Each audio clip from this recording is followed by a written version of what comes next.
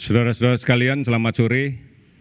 Pada sore ini saya akan menyampaikan beberapa hal terkait dengan perkembangan terkini dari respon pandemi COVID-19 yang telah kita laksanakan secara bersinergi, baik pemerintah, masyarakat, maupun dunia usaha. Pertama-tama, kami mengucapkan belasungkawa kepada para korban COVID-19 yang terpaksa harus meninggal. Semoga arwahnya kini tenang di sisi Tuhan Yang Maha Esa. Dan menurut para pemuka agama, mereka meninggal sebagai seorang pejuang yang syahid. Protokol tentang penguburan jenazah telah dibuat sesuai dengan edaran Kementerian Agama dan aturan Fatwa MUI nomor 8 tahun 2020. Pengurusan jenazah yang terpapar virus COVID-19 telah dilakukan sesuai dengan protokol medis yang ada dan dilaksanakan oleh pihak-pihak yang telah terlatih dan berwenang untuk melakukan itu. Oleh karena itu, kami berharap tidak ada lagi alasan oleh masyarakat untuk takut atau bahkan menolak tentang hal ini. Kami berupaya melindungi semuanya. Kita bersungguh-sungguh. Kementerian Agama dan Fatwa Majelis Ulama Indonesia pun telah mendukung bersama-sama untuk penata laksanaan jenazah ini sebaik-baiknya. Mereka adalah saudara-saudara kita yang terpaksa harus gugur dalam melaksanakan tugasnya. Mereka adalah keluarga kita yang karena penyakit ini telah menjadi korban dan harus meninggal. Oleh karena itu, mari kita hormati mereka. Tidak ada alasan untuk kita menolak. Tidak ada alasan untuk kita takut terkait dengan hal ini. Pemerintah terus bekerja untuk memberantas penyebaran virus corona ini. Sekali lagi, pemerintah bekerja untuk memberantas penyebaran virus corona ini. Oleh karena itu, mari bersama-sama kita bergotong royong bersama semua lapisan masyarakat untuk menangani permasalahan COVID-19 ini. Oleh karena itu kami berterima kasih kepada semua warga negara Indonesia yang telah patuh, yang telah disiplin untuk bersama-sama mengendalikan penyakit ini dengan memutus rantai penularannya, dengan mematuhi segala aturan yang telah kita berikan.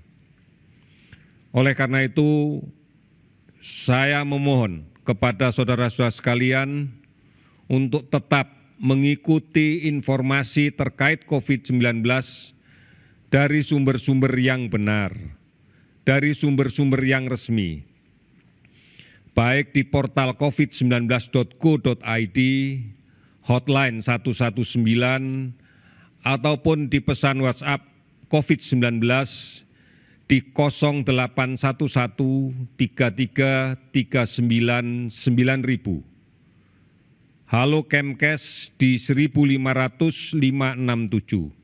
Dan banyak sekali aplikasi-aplikasi online dan layanan telemedicine yang lainnya. Dan kemudian ikuti live update yang dilaksanakan oleh TVRI, RRI, Kantor Berita Antara, yang akan memberikan siaran secara terus-menerus, baik terkait dengan apa perkembangan harian maupun apa yang harus dilakukan masyarakat untuk menangani permasalahan ini. Inilah satu-satunya cara agar kita bisa mendapatkan informasi yang benar, tidak panik, dan tidak terprovokasi oleh berita-berita yang belum tentu kita akui kebenarannya. Berikutnya, per hari ini tanggal 11 April kita sudah melakukan pemeriksaan hampir 20.000 sampel yang kita periksa di 40 laboratorium di seluruh Indonesia, baik yang berada di Jakarta sampai dengan ke daerah. Ini adalah upaya kita untuk menegakkan diagnosa dengan pasti melalui pemeriksaan PCR real time yang menjadi standar dunia di dalam kaitan untuk menegakkan diagnosa konfirmasi COVID-19. Lebih dari 790.000 APD medical grade, kualitas premium, kualitas yang terbaik, yang ditujukan untuk melindungi semua tenaga kesehatan, sudah diadakan oleh gugus tugas dan didistribusikan ke seluruh Indonesia.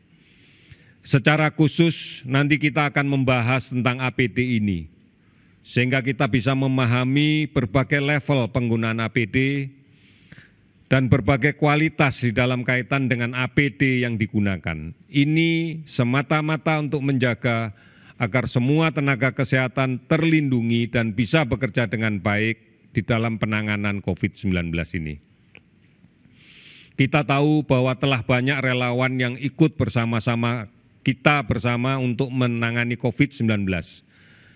Lebih dari 18.000 relawan, baik medis maupun non-medis, serta relawan-relawan yang bergerak di bidang komunikasi, bersama-sama kita untuk menangani COVID ini. Dan lebih dari 194 miliar donasi masyarakat yang disumbangkan untuk merespon COVID-19 ini. Kementerian Pendidikan akan menyelenggarakan program belajar dari rumah yang akan tayang di TVRI mulai tanggal 13 April sebagai sarana alternatif pembelajaran bagi siswa, guru, dan orang tua.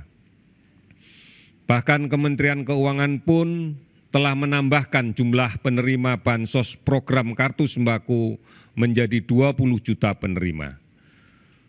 Namun sekali lagi, upaya-upaya yang dilakukan oleh pemerintah itu bukan satu-satunya solusi. Karena kita sadari betul bahwa penyakit menular, basis penanganannya harus pada komunitas, harus kepada masyarakat sebagai ujung tombak dari penyelenggaraan untuk memutuskan rantai penularan itu. Oleh karena itu besar peran masyarakat dan sangat menentukan. Mari berkontribusi dengan tetap di rumah. Tetap di rumah menjadi kunci agar tidak terjadi paparan virus yang lebih banyak lagi kepada kita. Akan memperburuk kondisi penyakit COVID apabila terus-menerus terpapar virus dengan jumlah yang cukup banyak. Di rumah jawabannya. Cuci tangan, pakai sabun sesering mungkin. Apabila terpaksa harus keluar dari rumah, gunakan masker. Hindari kerumunan. Sekali lagi, gunakan masker, hindari kerumunan. Dan ini terpaksa kita lakukan. Tetap menjaga jarak di dalam berkomunikasi dengan orang lain, setidak-tidaknya pada jarak 2 meter. Kemudian tetap di rumah adalah alternatif agar tidak bepergian kemanapun. Tidak bepergian kemanapun, termasuk untuk pulang ke kampung. Oleh karena itu, inilah yang harus kita lakukan di dalam kaitan dengan pengendalian penyakit ini, kalau kita mau ingin memutuskan rantai penularannya dengan cara yang benar. Saudara-saudara, saya akan sampaikan update untuk kasus yang kita dapatkan pada hari ini berdasarkan pemeriksaan konfirmasi positif dari real-time PCR. Data ini adalah data yang kita gunakan bukan hanya dalam konteks untuk merawat pasien, tetapi juga dalam konteks untuk melakukan penelusuran kontak. Agar di luar kita terus-menerus bisa mencari, menemukan, dan kemudian melakukan isolasi sehingga penularan di luar tidak terus terjadi. Pada tanggal 11 ini telah bertambah lagi 330 kasus baru konfirmasi dari PCR yang positif. Sehingga total menjadi 3.000 kasus. Ada 4 yang sudah dilaporkan sembuh sehingga total menjadi 286 sembuh. Dan ada 21 yang meninggal sehingga total menjadi 327 meninggal. Saudara-saudara, data ini adalah gambaran yang nyata bahwa penyebaran masih terjadi. Penyebaran masih terus terjadi. Artinya masih ada kasus positif yang berada di tengah-tengah masyarakat. Masih ada kelompok masyarakat yang rentan, yang belum disiplin untuk menjaga jarak, belum disiplin untuk menggunakan masker. Kita masih menghadapi ancaman-ancaman masalah kesehatan yang lain. Di antaranya pada musim pancaroba ini, kasus demam berdarah mengancam kita semua. Oleh karena itu, mari tetap di rumah. Mari kita putuskan penularan dan pastikan untuk menjaga kesehatan. Ini menjadi penting. Oleh karena itu, saudara-saudara sekalian, mari lawan COVID-19.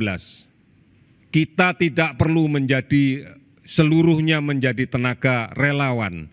Namun kita memiliki peran untuk memutus rantai penularan ini.